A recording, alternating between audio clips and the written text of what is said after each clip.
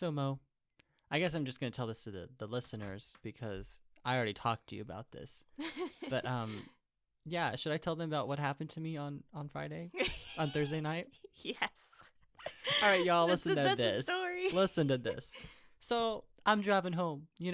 Maddie's doing his thing. It's about midnight, almost 1. I'm like, drop my friend off at his dorm, and I'm like turning the corners to get to my streets, to my neighborhood. And every time I turn the corner, the lights turn off, like down the street. I'm like, well, this is kind of weird. Which is it happens to me quite a bit. Like I'll be driving and just lights turn off, like the overhead lights. Is that like normal? Like the street lights? Yeah, the street lights will just turn off like in sequence, Oh, that's weird. or just like a couple at a time. And I'm like, okay. I just assume that's like a normal thing that happens a lot. No, not And then really. they turn back on a little bit later. No. Is that not a thing? No, it's not a thing. Well, it happens to me a lot. So I was driving in the corner, and then I turned down 10th Street where I live. Wow, I'm really triangulating my position of my house. And every single light, down the street, all turned off, except for the one right in front of my house. And I was like, this is weird. This isn't sus. So I pulled up, and I was like on edge, guys. I was like, I am thinking about calling the police. They'll escort me to my door. But I'm like, well, that's stupid. So I was like, I should have. But I was like, whatever. So I'm like, okay, cool. I like put my drink on my box of canes. I was walking to the front door. And then I'm like unlocking the door. And then I hear like rustling coming the next to my house. And I kind of like, okay. So I kind of look over. And in that moment, a strange black-figured man just steps up, like he's dressed in black. Like it was just like, what the freak are you wearing? It was just like, I don't know who I think it was some white dude, but I don't know for sure. I was just like, he just like stepped out around the corner, looked at me, and I was like, I was like, and I dropped my drink and jump into the house, slam the door and lock it.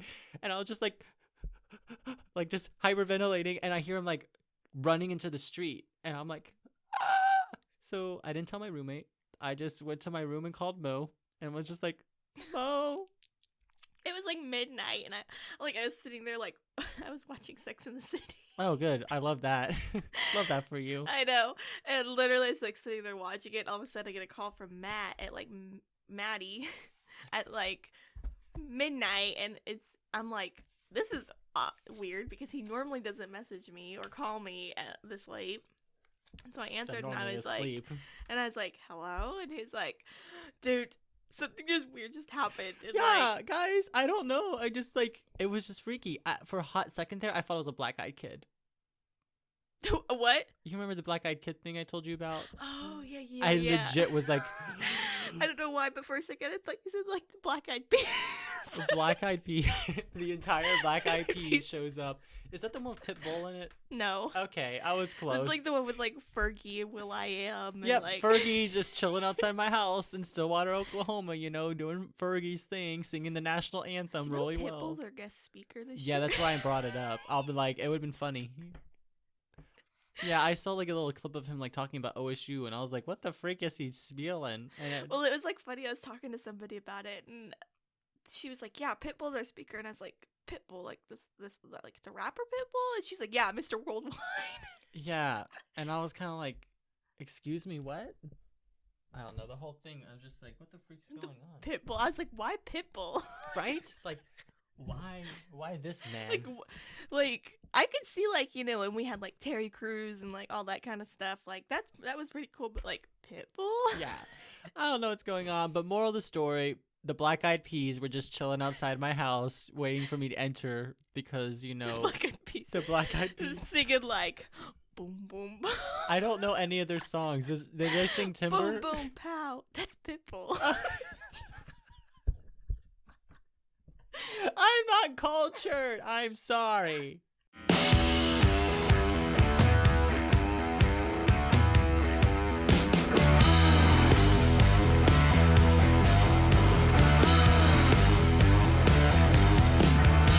Hello, everyone, and welcome back to another episode of Binger's Anime Edition. As always, I'm your host, Mo. And I'm Maddie, and we're just a little podcast that talks about different animes with our fellow weebs out there.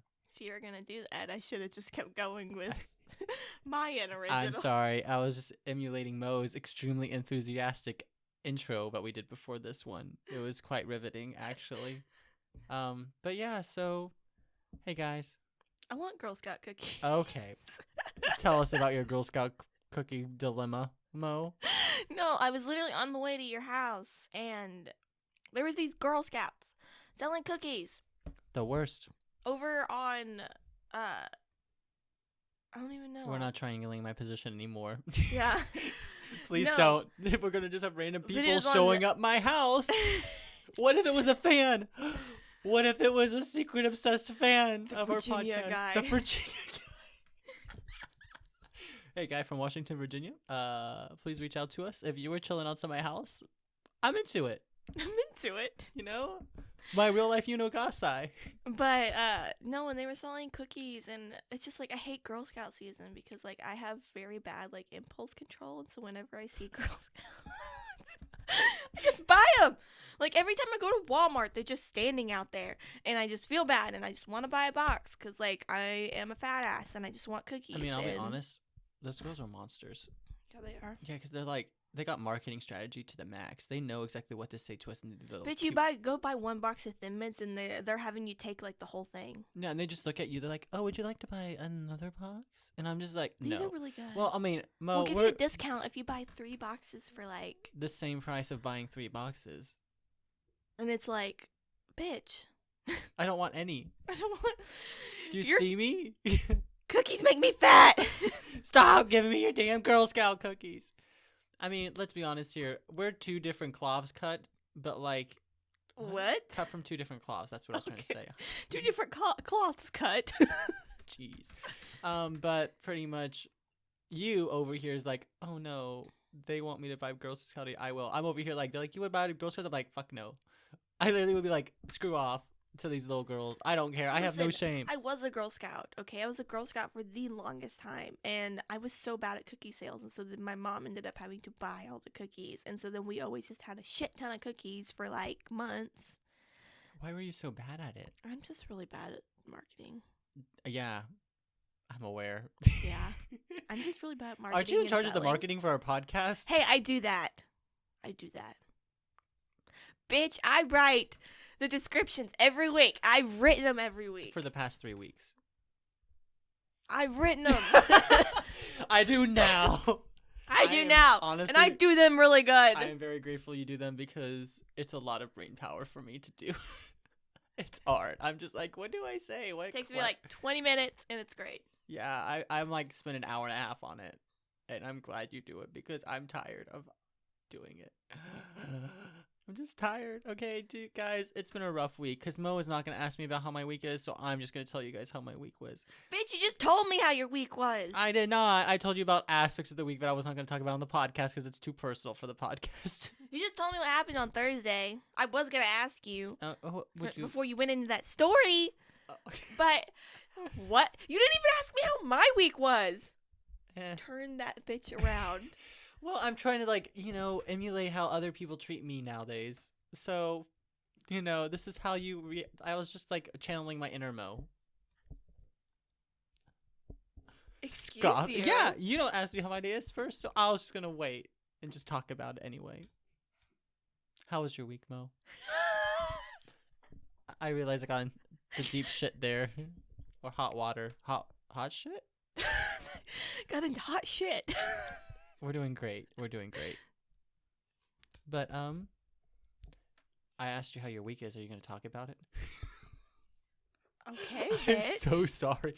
Guys, I've been on one. It's been a rough couple days. Anyway, Mo, I have been doing great. I've been binging Sex in the City for like the past week. I love that. I love yeah. that. Is Sex in the City just a lot of sex in the city? Yeah. Is that the entire plot? It's just a porno? No. It's about a girl named Carrie Bradshaw who lives in the city, and she pisses me the fuck off. And she's trying to find love, and she writes a sex column called Sex in the City for like the New York Times or something like that. And she's got her 4 friends, and they're all a bunch of bitches. And we got one who's like sex obsessed, and then we got the lawyer who looks like a lesbian, and then we've got like the woman who's like obsessed with getting married. And it's honestly like sometimes I just want to reach through and I want to punch each one of them in the face. Why do you keep watching it then? This is really entertaining. It's kind of like why I watch Grey's It's like Anatomy for so background. long. It's background. Yeah, like, I understand. I literally binged 10 seasons of Grey's Anatomy in 3 weeks. Yeah, I That know. was- That was rough. That was impressive. Went through a lot of trauma in 3 weeks. Yeah, both in the show and my own mental health. Actually, no, I'm pretty sure my mental health crashed because And, of Grey's like, Anatomy. Listen, like, Sex and the City, the episodes are like 30 minutes. Grey's Anatomy episodes are an hour. I know. I was quite impressed with myself. I'll pat myself on the back. I was literally like, my screen time for those weeks was like 15 hours a day. Whoa, shit. Because I wasn't sleeping because of my project deadline. That's true. Yeah. I was indeed doing that. But yeah, anything else exciting happened this week? I made one of Julia Child's recipes. You made Julia Child a recipe? What? You know, like the French cook. No. The art of French cooking. No. Julia Child, she's a famous chef. I made one of her dishes, and I made that chicken so fucking dry that it's like I was eating the Sahara Desert. Seen the fucking Sahara Desert. Yeah, as dry as the Sahara Desert. Oh my god, I can't believe you. Are you surprised? We talked about No. female orgasm on the podcast last week, and I kept it in That's very true. because there wasn't enough content. Listen, that's important. We're not going to talk about it this time, but it's important. Are we? No. Are you sure? No. I just wanted to make that comment. But yeah, I'm really tired. I am too. Dude, last night, though, I was watching this one movie Mm-hmm. that I haven't seen in a really long time called Bedknob and Broomsticks. It's like this really old British movie. Okay. And I was like watching it, and I was like, I forgot how just like freaking funny this movie was. Because like it's about like this one woman who's like a witch or something, and like there's a part where she's like trying to fly a broom, and like she has to like jump around. She's acting like, and I was like, oh my gosh, like I have no idea what just happened. I'm just gonna move on from that. how's your week? Thank you for asking, Mo. I appreciate it. I think I already talked about the whole like, random guy around the corner of my house thing. I started going to counseling this week. How is that? Mm-hmm. Sorry, I had like a yawn like right. You're like, why the fuck is he talking about it? I already talked to you about it a little bit. I mean, I'm not gonna go into huge detail for the podcast because, sorry fans, but I'm not gonna go into huge detail about my mental health. We But did it's mental been- health a long time ago. Yeah, it's been helping because I have a lot of emotional problems. Apparently, I have a really bad suppression problem to the point where like Yeah. I experience an emotion and it immediately gets suppressed. Yeah. Apparently, I've never experienced joy before until this week. I found out. Oh. So I've experienced sadness. I was almost crying earlier at the gym, and then I got angry when I was leaving the gym, and then I felt joy, and I was like, "What just happened?" And I was like, because like I finally like I don't know how to So you went explain through it. Like the 5 stages of grief. yeah, in like an instant. But I don't know how to explain it because like I like enjoy doing things, but then Mhm. I like generally was like I felt like this warm like presence inside of me. Like I was just happy to be around people, and it like really like overwhelmed me with a sense of like just joy. And I was like, Yeah. is this what joy feels like? Have I never felt this before? And then I felt gratitude, and then like sadness, and then I experienced anger, and then I experienced mostly anger for most of the week actually. And then yeah, it was just weird. It's nice to feel emotions other than numbness and I think loneliness. But honestly, I don't think I ever experienced loneliness before until this week. Guys, I'm like, it's like I picture an 8-year-old boy who is extremely emotionally immature that has dealt with 20 years of trauma. And that is what I feel like, guys, right now. And I am so emotionally We're working exhausted. on it. I We're literally am tackling. so tired all the time. I've been working on like not thinking about certain things and fixating on stuff. So now I don't know what to think about. Like, guys, it's just like a whole new me. It's like the old Maddie is dead. I'm gonna have to go by a new name. I'm gonna be like Mott or something. Marty. I'll be Marty. Marty and Mo. Mott and Mally. God, we're not bringing that up. Imagine if those were our nicknames was Mott and Mally. Oh my gosh. Ew. But yeah, guys, that's pretty much been my week. I think I had an exam on Tuesday. Yeah, I did. I did not do well. And I had a project deadline on Wednesday, And then on Thursday, I sat in the library filling my taxes, doing some other things. Then I sat in the library for 2 hours and had nothing to work on.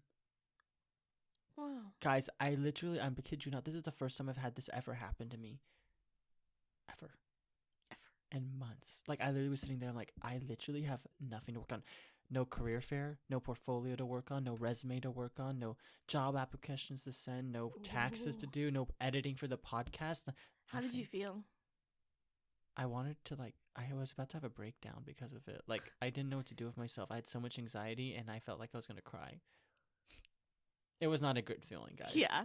It was not good. You know what I've been thinking lately? Mm-hmm. We need to have like a photo shoot for the podcast. We do. I have finally developed so much anime merch. I have my Yuno Gasai picture. I got my AOT key. I got my AOT little light thing over there. I got like 3 shirts that I've made that are still in pretty good condition. I got my little AOT pin on my backpack. Dude, okay. Remember my friend Aaron that I rushed with? Mm-hmm. That one guy, the big bodybuilder guy? Yeah. I was in the library. This is actually probably the highlight of my week. It was like, I think on Monday. And I was chilling. He's like, oh, Attack on Titan. And he like looked at my pin and I was like, You? I was like, you watch anime? He's like, oh, I love that shit. I was like, hold up. He's like, yeah, I've seen this. And he's like, oh, Devilman Crybaby. I was like, Well, that's a hardcore one. I was like, what? He's like, yeah, there was that weird scene with like the guy and he like orgasmed and there was just cum all over the ceiling. And I was like, what? I was like, you actually have seen this show? He's like, and I've seen all 3 Berserker like movie things. And I was like, you. I was like, once again, I was like, wow, like. It's so amazing when you find somebody that watches anime that you didn't think would watch it. No, you know what I found out? What? Almost every single person I rushed with watches anime. Really? Yeah. Like, remember that? That's amazing. I know. Like, I was talking to one of my friends at studio. I'm not going to mention him by name, but she's like, oh, yeah, sometimes me and this dude that I rushed with that's in studio with me, yeah, he'll just, like, have his anime opening music playing. And I was like, he? He is anime opening music? I was like, I need to talk to this man more. But, like, I literally, like, have found out that pretty much everyone I talk to watches anime. But it makes sense because we grew up in the generation of Dragon Ball, Pokemon. Well, it's like, I found out, I've noticed more that, like, coming to college, like, a lot more people watch anime. Mm-hmm. You know, because, like, I literally just the other day, I was, like, in one of my labs, and I was talking with my friend Calvin. And all of a sudden, like, and we were kind of just sitting there for a minute, and then all of a sudden, he kind of looked over at me, and he goes, hey, what's your favorite anime? Because, like, I've got some stickers, like, on my iPad and stuff, like, my Pepinosuke and, like, a Calcifer from Howl's Moving Castle sticker, you know, and he goes, like, what's your favorite anime? And I was like, oh, Demon Slayer, you know, and he's like, oh, cool. Is it really your favorite anime? I would say, yeah, probably. Okay. What? No, there's nothing wrong with that. Okay, Mr. Future Diary, like. Ouch, but also true. That's not my favorite anime. Yeah. I don't really have a favorite anime. I have like a top 5. Yeah. You know, we've been over this. Anyway, Calvin, yes. Calvin Klein? Calvin Ryan. But, yeah, and so then we got to, like, talking about it and stuff, and he's like, I kind of jumped on the whole, like, anime train kind of late. He's like, but I'm getting into it now, and he's like, I haven't finished Demon Slayer. He's like, I'm just at the part where they, like, went through the, like, trials and stuff, like, in the forest, and he just killed that, like, like, multi-demon. And I was like, oh, you're not even into, like, the best parts of it yet. Trust me. Episode 19. Yes, baby. I was like, literally, I told him, I was like, wait till you get to episode 19. And then I started, like, asking him about stuff, and I was like, oh my gosh, I'm actually having a conversation about anime, like, with not my, like, friends and stuff, like. It's so weird, And then a right? girl came in and stuff and sat down, and then she heard our conversation, so she started talking about it. Dude, that was one of the things that my friends in my fraternity keep saying, like, they wish they could meet girls that like watching anime. I know, that's what I said. I was like, I have a friend, Mo, who loves anime. And they're like, yeah, but other girls too. And I was like, okay. They just want like they just like they feel like there's like very few girls that watch anime. But I'm Freaking like, love anime. I know. I'm like, I'm pretty sure there's a lot of females that like watching anime. We're just not as like open about it as. I mean, I have literally no shame about anything in my life. I literally would say fuck you to Girl Scouts trying to sell me cookies. So I have no shame. No, literally within like the past year, I have had absolutely no shame when it comes to like letting people know about like my weebness. I've got stickers all over my water bottle of just straight up anime. I want to get stickers. Should I start investing in stickers for my laptop? Yes. I am investing in stickers because I want that one sticker that Taylor showed me that was like, when you nut in space, it push you backward. What? It was like a sticker and it had like the NASA logo, but instead of saying NASA, it had like words and it says, when you nut in space, it push you backwards. I don't know. I just thought that was really funny. And then like I want the like lemon grab sticker and then like some more anime stickers. Well, and, like, on this note, maybe we should review our show for the week. Oh my goodness.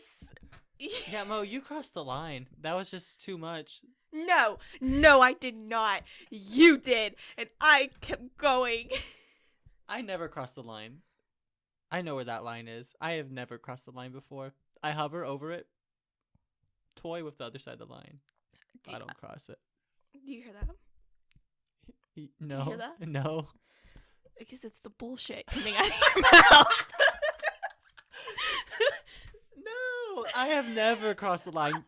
Listeners, our devoted followers of Let's see, the bullshit just keeps coming, and like that's all I'm hearing right now is just bullshit. Maddie spewing bullshit. Like all I hear is just bullshit. Okay. But yeah, no, actually, no. Fans, please reach out to us on Instagram. Can you shamelessly plug our podcast real quick? Yeah. In the middle of the episode? Shamelessly plug right now. Just in case you guys don't listen to the end. Yeah, I wouldn't either. But yeah, we're on Instagram at Bingers Anime Edition, as well as TikTok and Patreon at Bingers Anime Edition. We are on Twitter at Anime Bingers. Go follow, go like, and go look at our content. And please comment who is correct in the statement. Does Maddie cross the line? Yes. No. I'm just going to say yes. No. That's yes. I don't think I crossed the line. There is no line for Maddie. Maddie lives in the grayscale constantly. Maddie lives in grayscale constantly. Maddie is grayscale. People see the world black and white. Maddie lives in grayscale. But yeah, we probably should actually review our show for this week. So would you like to introduce the show we're talking about? Yes, we are, as we said last week, we're doing Erased. The mystery, thriller, sci-fi type anime. Yeah, a lot of genres. Mystery, other things. Mystery, thriller, and sci-fi, I would say. I would say so as well. I really enjoyed this anime, so I'm glad we're reviewing it. Yes. I like this anime too. Like I was going back and like rewatching like clips from it and I was like, I forgot how good this anime was. Right? It is. Oh god, it's so good. Mo, would you like to talk about some proto info for us? Yeah, let's talk about proto info. So Erased, adapted from a manga, of course, just like almost every freaking anime. Okay,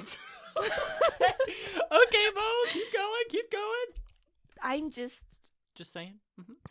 Erased, directed by Tomohiko Ito, who's also directed animes such as SAO, Silver Spoon, and Millionaire Detective: Balance Unlimited. Very new anime. Okay. The music is by the famous Yuki Kajiura. Yes. Who has done music by Madoka Magica, SAO, and Demon Slayer. I know. She's beautiful. You know. She is so... When she does the music, it's going to be amazing. Just you wait, guys. Just you wait. Of course, the studio is A1 Pictures, who does all popular anime. Pretty much. Black Butler, Seven Deadly Sins, Your Lie in April. The original run, it was from January 8th of 2016 to March 25th of 2016. It has 12 episodes, and it also has a live-action film adaptation and a TV drama. Yeah, I feel like both of those probably were not good. I don't know. I haven't seen them. I kind of want to see them, though, to see what... It's true. Well, yeah, and wasn't there a brief period of time, like, the IMB, it was ranked high on IMB, right? Yes. For like a couple. I still think it's actually ranked. It's like coming back now. Is it really? Mm-hmm. I know when it was airing, it was up there, and they thought that it was gonna like be on the #1 for a while until the ending, which we'll get to, guys. Yeah, people were pissed about that. The ending wasn't amazing, but I have my own perspective on it, so I'm interested to talk about it. I was really pissed about the ending. So. Me too, but I think we were pissed for 2 different reasons. Yeah. So, guys, it's the time of the podcast where Synopsis. Maddie gets to the synopsis. Boys and girls, join us for this moment. When tragedy is about to occur, our main character is... Satoru. Yeah, I don't have any names written, so it just says, is she. Is she? Is she?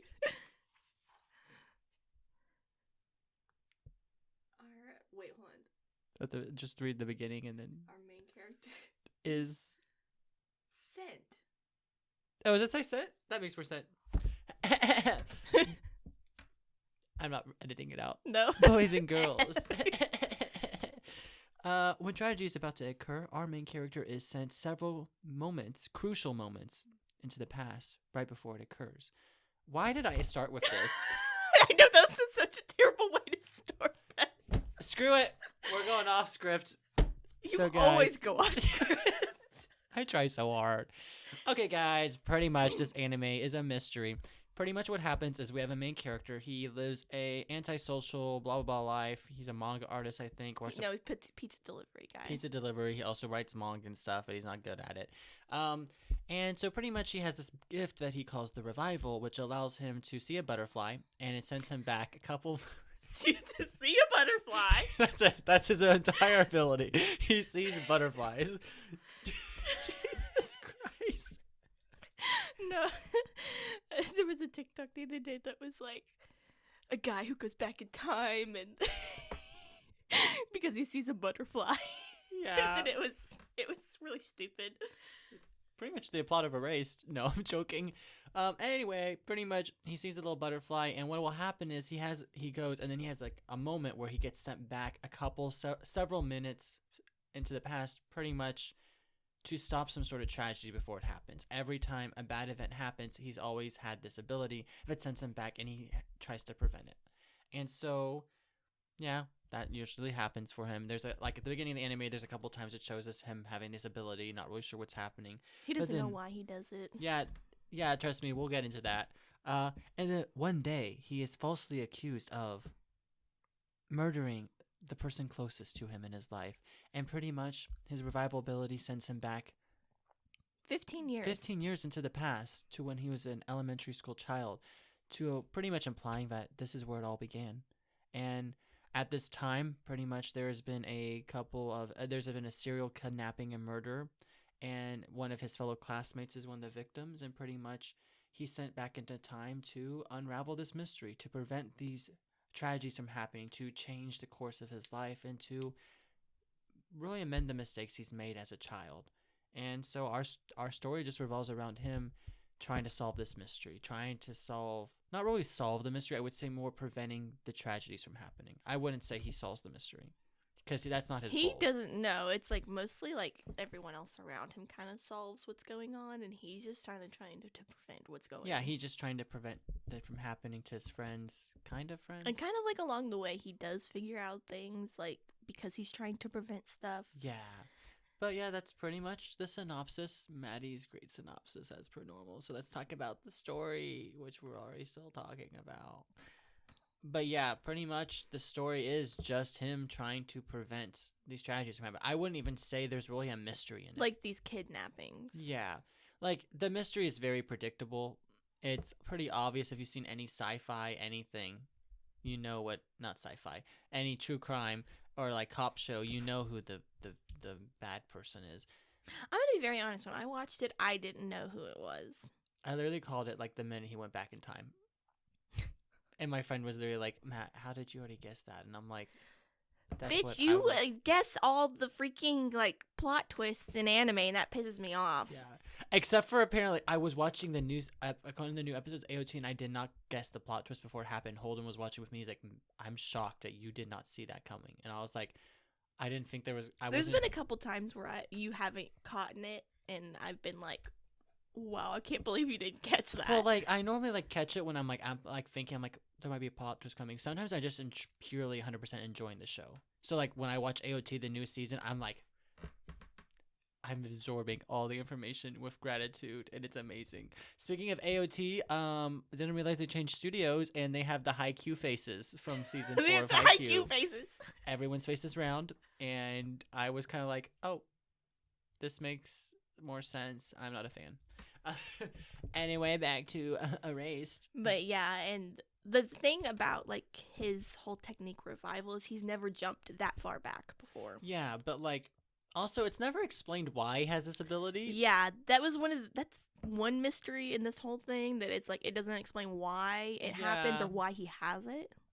I mean, it's nice because like it is just more of like, I would say it's more of like the time travel aspect of the show is more of like another character, like God almost, like, oh yeah, like you have this opportunity to do these things. You didn't fix that, so go back, you know? Yeah, but also like only when it's needed, and it just doesn't make sense. And like he doesn't get to pick when he goes back.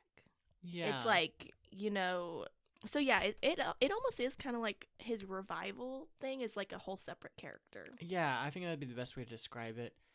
Also, I would say that the story doesn't really revolve around the mystery. I would say it revolves more around our main character trying to be a hero. Like, he wants to be a hero to save the people that were hurt.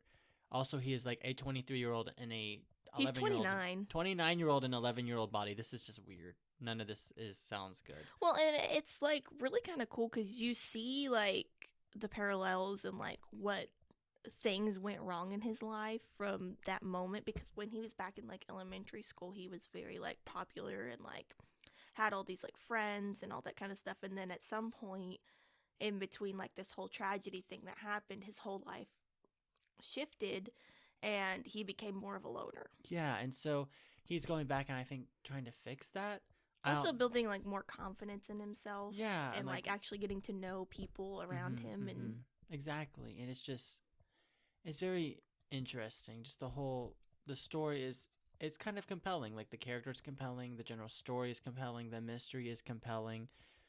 And also just the whole serial kidnapping thing is a really interesting take on it, even though it is predictable, like what will happen. But I think the whole show is about like waiting for the other shoe to drop. Like, you know it's going to happen. Like, you know the big scene reveal, like, whenever you find out who the killer is, because there's no music playing. It's just, they've really set the tone for, oh, yeah, this is the reveal. But then you're waiting for the shoe to drop. And then the way it ended, the whole, like, going into should we talk about this now or later? We'll talk about it a little bit later, because it'll probably come up with the characters and stuff. But yeah, I have a lot of notes written, but I can't remember. Okay, like I literally have stories amazing, but all the way to the climax, but ending was poo poo. I have that written. And it's like I hated the ending. One part of the aspect of the story that really kind of like got to me a little bit was like, I don't remember like what's like 29 minus 15 like 11. 11. Yeah, they were 14. I think he went back 18 years actually. He went back 18 years because he was like 11. Yes. And went then back 18 years. I have that written down woke somewhere. up. Oh, I have it written right here. 18 years. He went back 18 years, and then we'll talk about that in a minute. Yeah. But he went back 18 years. He's 11 now, and the whole thing about it was that like how 11-year-olds were able to like this much like comprehension of detective work. Yeah. You know, that was always like like, and it was kind of cool like seeing like, you know, the kids like trying to like figure this out and like basically solve adult problems. Yeah. You know, but it was like also too, while I was watching it, it's like 11-year-olds really don't have this type of comprehension when it comes to actually like problem solving. Except for we have a 29-year-old and 11-year-old's body. Yeah. So imagine what a 29-year-old can do convincing other children to do stuff for him. That's pretty much what he's doing. This sounds really creepy now that I say it out loud. Yeah. Yeah. The whole premise is also kind of weird, but that's cool. But yeah, so that's the story. Should we just start talking about the characters? Yeah. I don't have a ton of characters written down. I have a few. There's a handful. So would you like to talk about our main character first? So his name is Satoru Fujinuma. he is our main character. He is the 29-year-old sent back into the 11. He's the one that has the revival technique. Yeah. He's our main character. He's kind of like younger. He's very popular. The older, he's very aloof. Kind of like, very like hermit. Yeah, he's a loner. Loner. He becomes a shut-in, I guess would be the best way to put it. And he doesn't really have friends. Like, he kind of goes to his job. He kind of has, like, his boss and his coworker that he kind of talks to. But other than that, he really, has only his mom. Yeah. And, I'm trying to think of, like, the way I would say that this character is someone that I would say he's torn up by guilt for not having the courage to do something about what happened to the victims in the past. Because he had opportunities. He was one of them specifically, he was the last person to see them alive. And he was always like, well, if only I had the courage to do something, maybe she wouldn't have died. And so I would say the whole story revolves around the idea of him trying to have the courage to be a hero. I would say that's the best way to describe it. Also, one of the victims is one of his friends. And I think that also kind of plays a role into it, too, that, like, oh, it was his friend. He didn't do anything about it. But with the other kind of, like, main character, he actually, like, saw her the day before she, like, disappeared. And, like, he kind of, like, knew something was off, but didn't, like, say anything. Yeah. He just kept going on. And that character was Kyo Hinazuki. Kaio. Right. Kaio. Sorry. But she pretty much... Yeah, she was one of the victims. I think she was the last victim, right? Of the three? Yes, she was the last one. The final victim, and she was the one that Satoru walked by, saw her standing in the park, and didn't say anything the first time around. And then went home. One thing about the story that I found interesting as well, the whole, like, revival thing, it wasn't as if, like... So keep in mind that the whole serial kidnapping thing was never really solved. Like, it was, but a lot of falsely accused people were punished for it, and then her case never was solved. Yeah. And so it wasn't ever solved. It wasn't like he was 29 years old, already knew everything that happened, got sent back. He went back to his 11-year-old body with bits and pieces of what might have happened. Yeah. From when he was a kid. It's like he knows what he knows. Like, it's not like he magically, It wasn't like he was like a huge true crime person that knew everything that happened from his hometown's crime and stuff. Yeah. Like, he literally was just everything he knew. So that was nice because that was the mystery aspect, helped on that aspect. Because I think, like, what had happened is, like, a couple of the kidnappings had happened, and then they arrested somebody for it, and then Kaio went missing. Yeah, so it was just kind of like, it was a whole thing. But then, yeah, Kaio, I would describe her as a very... She's distant, abused. Very abused. Her parents are very abusive to her. She's very distant from everything. She doesn't know what love is, and she has a hard time, like, opening up to people and trusting them. And so Satoru and Kaio kind of develop this, which is kind of like the perfect victim, you know, when you think about it. We'll get to that. That's the whole reason why they're chosen. But Kaio and Satoru develop this kinship amongst each other. Satoru's family really shows love for Kaio in her moments and really stand up, intervene with the whole abuse stuff, and that really helped change her life for the better. Obviously, because she didn't die. But, like... Yeah. And, like... Whoa. Yeah, and a lot of, like, how, like, Kaio ended up getting, like, kidnapped and stuff played into because her family was abusive to her. Mm-hmm. And that, they would, like, leave her out in the shed, on cold nights and... things like that, and like the Child Protective Services would never be able to catch in the act, and so really she only had like one person that she could really kind of trust, and Satoru was the first person to really show that trust, other than the other person that kidnapped her. Yeah, I mean the serial killer was the other person she tried trusting. It do be like that. Next, do you want to introduce our next character? Who do you have next? I have his mom next. Okay. So Sachiko Fujinuma is his mom. She's very, like, quick-witted and, like, very, like, sharp-tongued. She's a former news anchor. Dude, this is, like, I would arguably say she is one of the best supporting characters ever of all time. I would argue in a top 10 list of best supporting characters, this chick would be high up on that list. Yeah. Because I loved her. Like, she... really was that strong supportive character we needed, but not overtaking our main character. She's the kind of the one that, like, you know, like Satoru and stuff would go off, do something and stuff, and she knew that something was going on, and she knew something wasn't right, but she kind of let him do what he needed to do and then come to her when he needed her. Yeah. You know, and especially like, and like she played a whole big role in getting like Kaio out of her mom's house. She was, yeah. Yeah, and out of the situation, but it's like she was like didn't really hound him about like what's going on, you're not acting, you know, like what's up, and like, which I personally would have if I was a parent. Like eventually there would have been a point where I've been asking, but one of the things that frustrated me the most about this anime is why Satoru did not go to his mom at the beginning, because she was so understanding about the whole revival. She knew the revival thing was going on when they were adults. Like she pretty much figured it out, and she always trusted his instincts. Why didn't he go to her? And it always just pissed me off. Also, it always seemed like Satoru's mom knew way more about. Oh yeah, totally. Like, and I think that's why she took a step back, because she did know more than what she was letting on.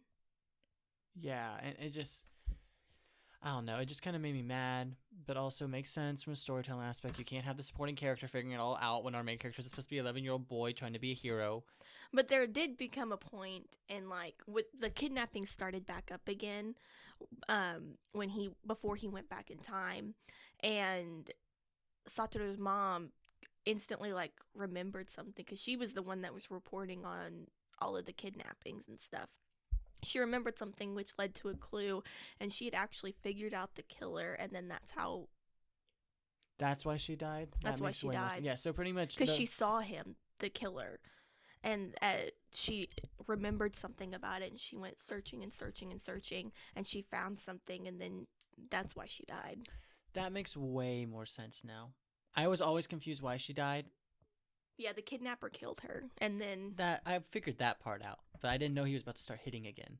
Yeah, this all is making sense again. Because if you kind of see in the beginnings and stuff, like there's like a whole little interaction with like a little girl, like you see her, and then all of a sudden she's just like gone. Yeah, and so she, you know, the kidnappings kind of started up again. Yeah, like 18 years later, and so. Yeah, I really like that character. I wish she was more involved. You can talk about whoever character you have next.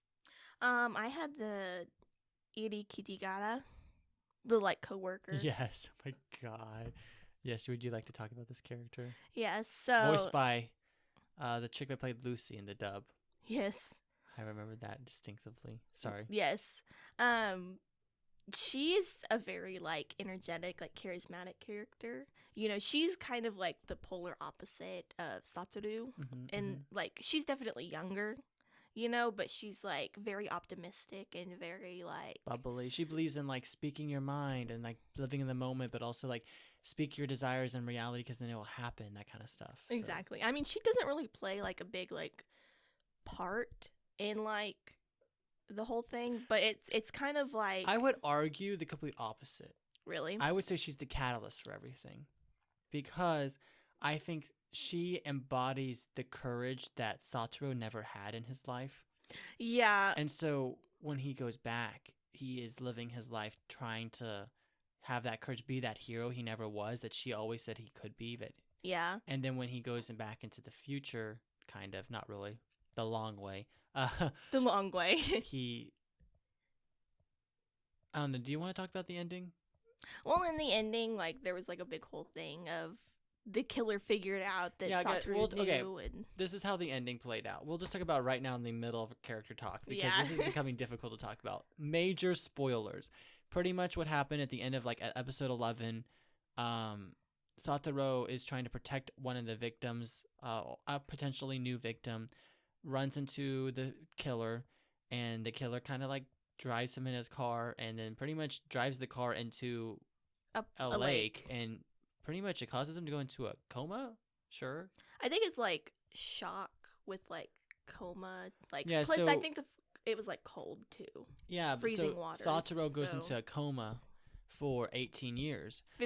15 years, which is very convenient for him, because you know the whole like went back in time, I'll go back to the future. Yeah, so he goes back into the future the long way, and he wakes up finally. As a 27-year-old. Yeah, Instead of having to live his life all over again. which is nice. If we're gonna be honest here. And so what happens is, this is why you hate the ending so much, right? Yeah, because he's asleep for so long, and then like yeah, he got the ending of like everybody lived, everybody's happy and stuff, but it's like I feel like he should have gotten more than that. You On know? top of that, Kyo up and married some other Kaio. person. Kaio. She married one of the other victims, Yeah. And so Hiromi. yeah, and so he just didn't wait for her. She just didn't wait for him, which is fine. I thought that was the part you hated. Yeah, that's the part that I hated and stuff. And like she talks about like in it, and she's like, "Yeah, we were trying to decide if like it was right for us to continue living on, you know, knowing that, you know, you're in this coma and stuff." And I was like, "Dude, you should have waited. You were like in love with him." And then I wouldn't have waited. This is me though. The reason why I hated the ending so much was not because of that. I could care less about the whole love side. It was the fact that, you know, the killer was still out and about, and he was about to kill Satoru because he's become a popular, like a very prominent councilman, and then literally pushes him off the top of a building, and he falls into like a trampoline thing. I was so mad. a crash pad. Yeah, I was like, why didn't they just let him die? Like, I genuinely would have preferred it if the main character died in that moment and everyone found out that the other guy was a serial killer because he died. I think I would have liked that so much better. Well, I actually think that they had like a recording device or They something. did. They had the recording device, but I would have just much rather have it where our main character died at the end. I like how it ended in that aspect. Or the other option for me would be, just for like the sake of a second season, maybe, like at the very, very end of the anime, he goes underneath a bridge, like where he's like taking shelter from the weather, and then he sees the chick we were just talking about, Eri, running over, and he was like doing a little frame thing with his fingers, and he kind of looks at her. He mentions that he doesn't have the revival ability anymore, and then he sees Eri come up. I think it would have been really, really cool if the final scene was the revival building ability happening again and him saving Eri, like Ari. Is it Ari or Eri? I have no idea. And saving her, and then, like, you know, pretty much showing to us that our main character is a hero. Like, he still has this survivability, not just so he can prevent the tragedies from... What do you mean saving her? Like, she was about to die or something, and then he goes in and has the revival, and he has to save her. Okay, because I thought you were talking about the whole, like, fire thing, but I was like, that wouldn't have happened. Oh, because no. whole... Trust me, I understand timeline stuff, and time travel is about my only strong suit. I just think it would have been more satisfying if our main character had that happy ever after I'm still a hero thing that he was striving for. And he's pretty... Well, I mean, also, Eri does represent the courage and the opportunity of a second chance, because I do think he is more suited for her than Kyo, because Eri's the reason why he became courageous. She is better for him than the other. Because, I mean, yeah, definitely when he went back in time, he very much emulated Eri in, like, things that he did. Because, you know, like, Eri was very, like, yes, I'll do that. Like, let's figure this out. Like, blah, blah, blah, blah. Like, especially when he was framed for killing his mother. Like, she was there for him and, like, let's, you know... figure this out. Let's figure this out. Let's not, you know, like, I believe you. I don't, you know, all that kind of stuff. And then she ended up, like, dying for it. Yeah. And... Did she actually die? Yeah, she died in the house. In the fire. I thought she made it out okay. Oh, oof. No, I don't think so. I think she actually... survived. Because I think he saved her. I don't know. She died in the fire. No, yeah, she didn't die in the fire. Because then, I don't know. He saved her, and that's why the manager was all like, what the hell? You're not a serial killer. Yeah. Crazy. But, yeah, and so she just embodies, like, the whole big, like, courage that he's been seeking for and, like, being the hero. Because she very emulates, like, being a hero. And that's why I think I liked how the love aspect ended. And I liked that.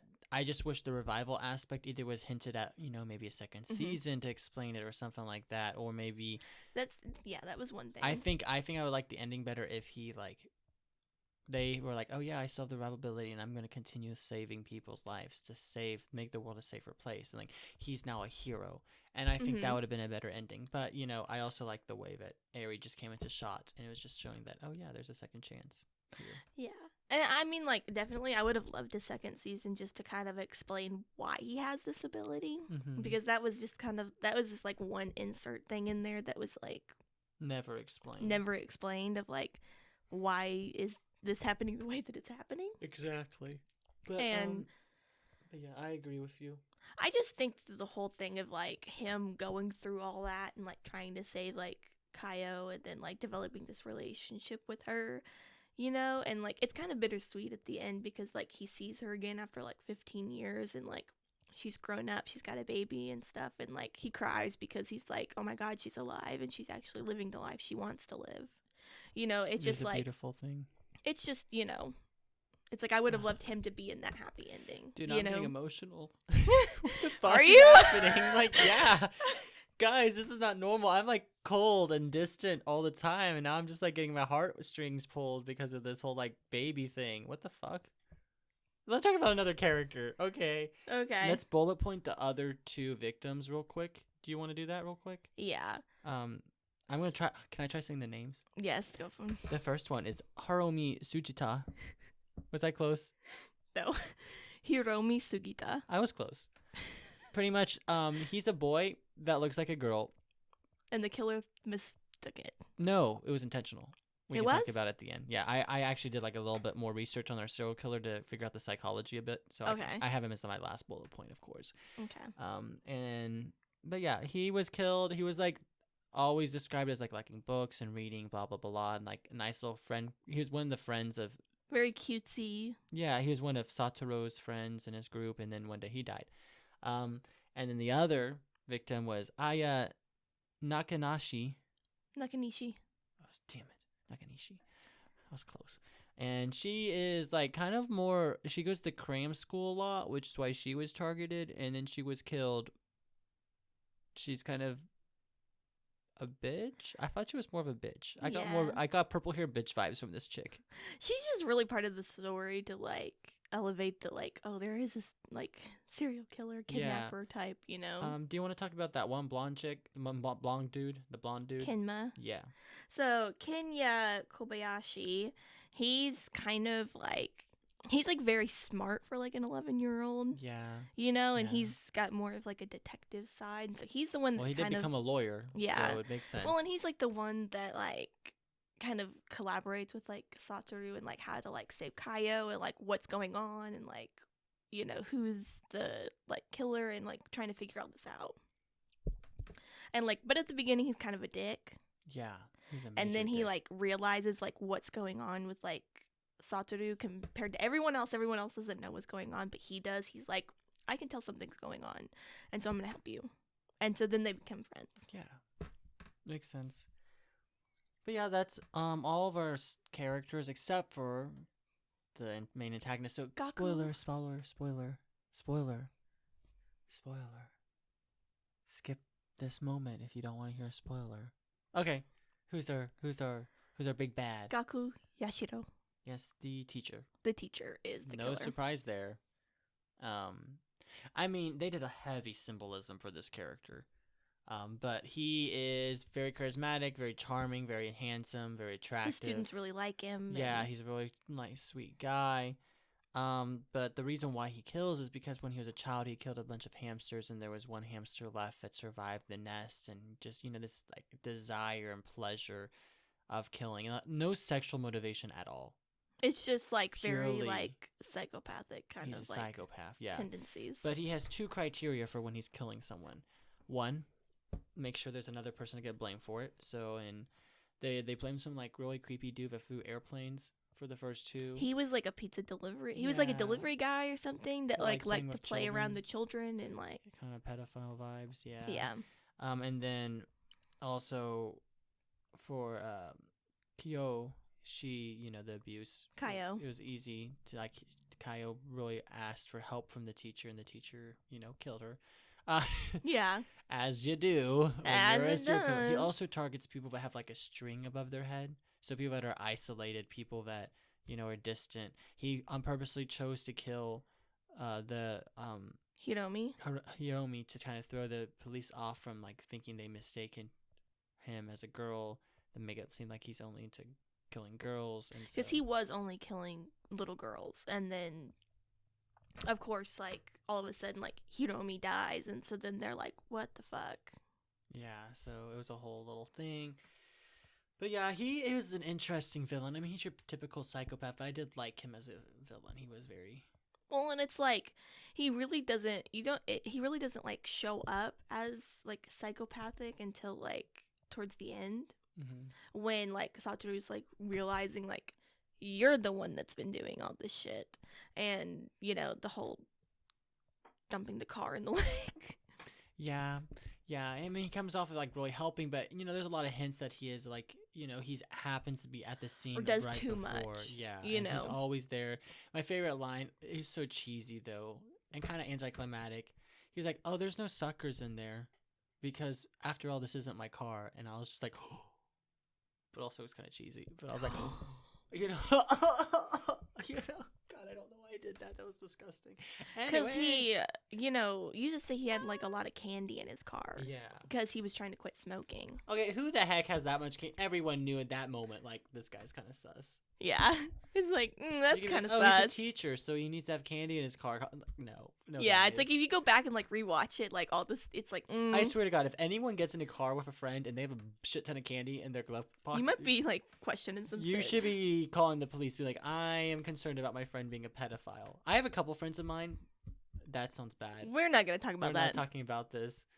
Anyway. But that's kind of like our last character that we're going to talk about that really Yes. plays a big, important role in the show. That's really the only character that really matters anyway.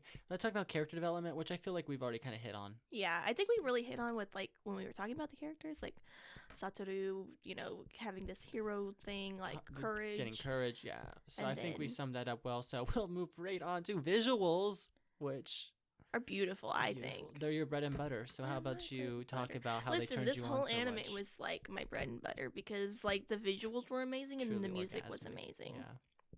Like, I really loved how, they really, honestly, the characters, how they were drawn, Mm-hmm. it's not normally how anime characters are drawn, Yeah. but it worked so well. And I mean, this was a 2016 anime. At first, I thought this Yes. was a lot older, but it worked really well. Yeah. And the emotions were very fluid. The way they put clothes on and shoes, that sounded weird. And just their emotions in general, and the The very scene like, changes, yeah, and the wide cinematic shots. Like the shots were very like made for like cinematic television, which I enjoyed personally because I was like, oh, nice. And the nice use of like the movie film stuff. The Yes. rewind ability when they were remembering stuff. I was gonna talk about that whole. I really like how they did the whole revival thing. Oh yeah. And how it's basically like rewinding a movie and like, It was. I really did enjoy that a lot too. Oh, it was so good. I was just like the visuals were just very. And they I used love how they animated the snow though too. Oh yeah.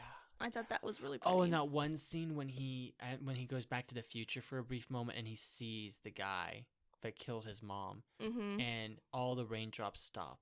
And it's just that. It was a very Your Lie in April moment when I was watching Yes. it. I was like, "Oh, this is some Your Lie in April shit." It's kind of like, oh shit, like. And then he's just like, "Send me back," and then he gets sent back, and then that was very nice. And then I really enjoyed the symbolism in color, Mm-hmm. the use of red as passion, but also whenever impending danger was happening, like the use of red, like the eyes turning red, Yes. the red backpack, the red car, the red seat buckle. Kaio's red jacket. Exactly. Like anytime someone was about to die or bad stuff was happening, red would be there.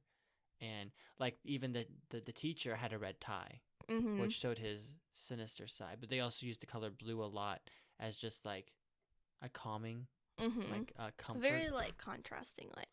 And I thought they did a very good job with the symbolism. I like that. There's a lot of hidden symbolism. They did a really good job with the Easter eggs. The animation was just handled immaculately. Yes. No less expected Immaculate of animation. A1. Oh. My dear Watson. What the fuck? Let's move on to music. Yeah. Which music is my bread and butter, and dude, this music is fantastic. Listen, anything by Yuki Kajiura is, it's going to be fantastic. The thing is, it doesn't sound like her. That's the crazy thing. This is more experimental for her. And even though there was heavy percussion involved in all of it, and even in the light-hearted moments, there was still that darker, sinister tone. Yeah. And consistently in the music, really setting the tone of, the very heavy and serious atmosphere of this anime. And I loved that.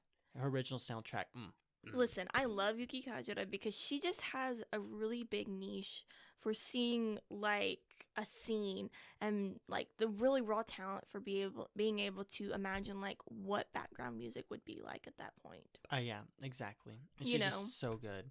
And like then, to a T that like elevates what's already there rather than like going over it. Exactly. Or like, It, combining the animation with the music, it just enhanced every scene. And then the scene with the car and about to die, like getting put into the coma. Exactly. Lack of music, like we've said in Higurashi's review, is so powerful. It is. Oh, yes. And that for me is just like the sound effects they use, and the opening, I love that opening. And did you see the whole thing they did at episode 11 where he was no longer in the opening? Oh yeah. Like the show's called Erased, and they erased him. Yeah, it was funny. I thought it was funny. Okay. Anyway. But yeah, the opening was really good, really catchy song. Don't add it to Spotify playlist because it literally is instrumental music for 3 minutes before the actual chorus, which is fine. It's one of my pet peeves. But what? I just forgot to put music rec. Yeah, me too. So we're gonna pull it out of our asses. Anyway. But yeah, anything else you'd like to say about music or animation?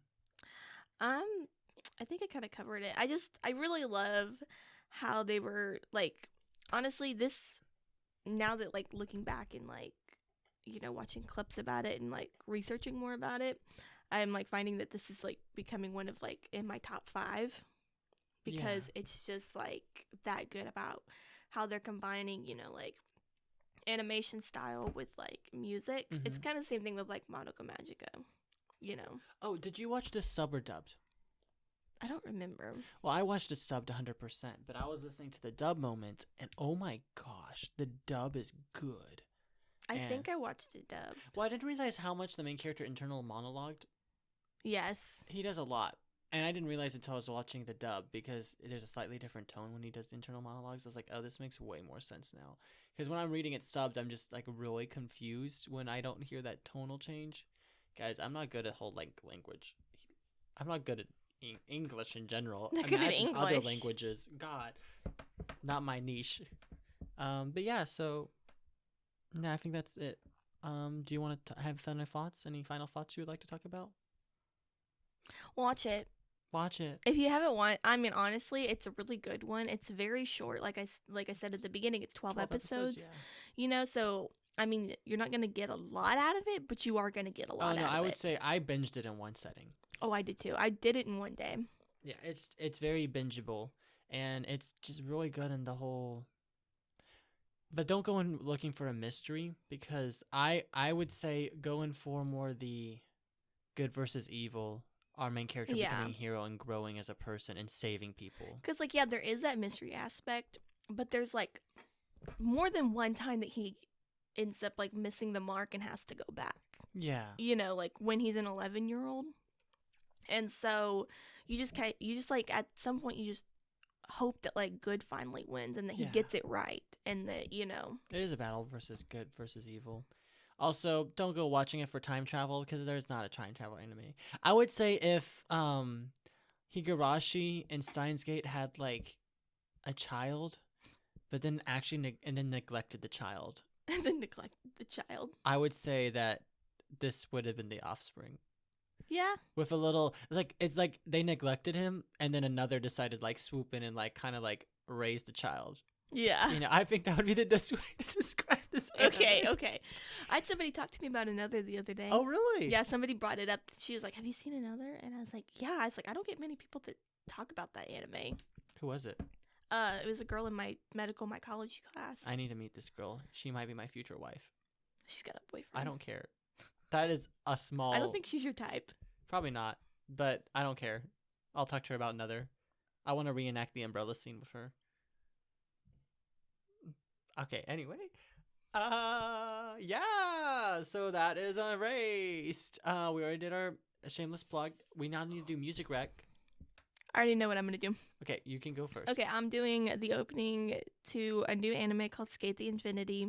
It's the skateboarding anime. I'm gonna tell you right now, I will not watch that anime because I couldn't make it halfway through the first episode without laughing my ass off because they were taking skateboarding way too seriously.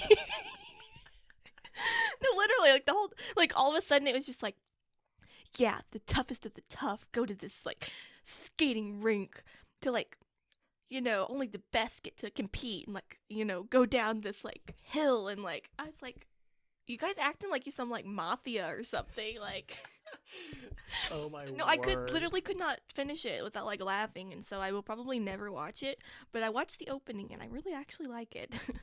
Okay. I mean, isn't every sports anime like that? I'm serious. I could not make it halfway through without laughing like halfway through. Like I laughed the I want to entire watch time. that one tennis anime where the kid pulls a Stars knife Align? out. Yeah, like doesn't he pull a knife out Yes. and try stabbing the kid? Well, it's like tennis, like mixed with like thriller type, like. I want to watch it. No, I watched this one scene from it, and I was like, "Holy shit!" Like, where Is it he just, gets like- abused. Like, Is it just like random what the fuck moments? yes. I'm so watching this with my friends. I'm like, guys, we need to watch this anime, and we're all gonna be like, what It is literally random, like what the fuck moments. I'm here for it. Anyway, I'm making a drinking game. Every time a random what the fuck moment happens, take a Oh shot. god. Anyway, or anytime you see a pedophile on Okay, quit stalling. What's Okay. your rec? my rec, I think I'm gonna do the Durarara opening. I don't remember if I've recommended this or not. So if I have, I recommend the second opening. If I haven't recommended the first opening, I recommend the first opening. They're both very good. You should listen to them. It's great. Yeah, it's good. I like it. It's made my Rocky puns. Rocky puns. I think that's the name of the band. It's good. Okay, now we need to draw. Yes. Did you draw erased or did I draw erased? You did. Okay, Mo. We gotta fill up that jar. We're like running dry. I know. It's dry like the Sahara Desert in here. Shut up. Every time I say that now, we're gonna think of the other thing, aren't we? I know. Dry as your Sahara Desert. Am I right? Mo? Shush. Oh, is that fake? Nope. That was. We do not want to do that. Don't do Romantica. That was the BL. Oh God, we're waiting till June to do those. Are No, we waiting till June? that's Pride Month. Oh. Please let it be decent. I'm not watching trash this week. Ascendance of a Bookworm. Okay. It's You kind of said cute. it's cute. I'll watch it. It's like reincarnation type like anime. Okay, we'll watch it. Is it dubbed? Yes. Good. I'm watching it dubbed because I watched it dub. It's just about this girl who, you know, who basically kind of dies, gets transported into this other world as this other girl, and books are very expensive. They don't have a lot of books, and all she wants to do is like read a book. And so she goes on this quest to try to make a book for herself. Okay. And then a whole bunch of other things like happen, and she's like really smart, and she's bringing like a whole bunch of like inventions from her time into this my world gosh. and stuff, and like I love she it. gets really famous and like really rich because of it, and like But she just wants a book. all she wants is a book. She just wants to read a book. I love It's it. cute. I'll- You'll like it. Okay, cool.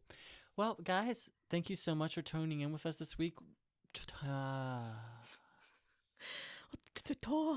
Tune in next week for when we review Ascendance of the Bookworm. I'm so glad that we got to review Erased. I really love the anime. Please I check it know. out. Thank you guys so much for listening to us and being such devout followers of this cult. I feel like we have become a cult at this point. Maybe Yeah. not. I'm okay with it.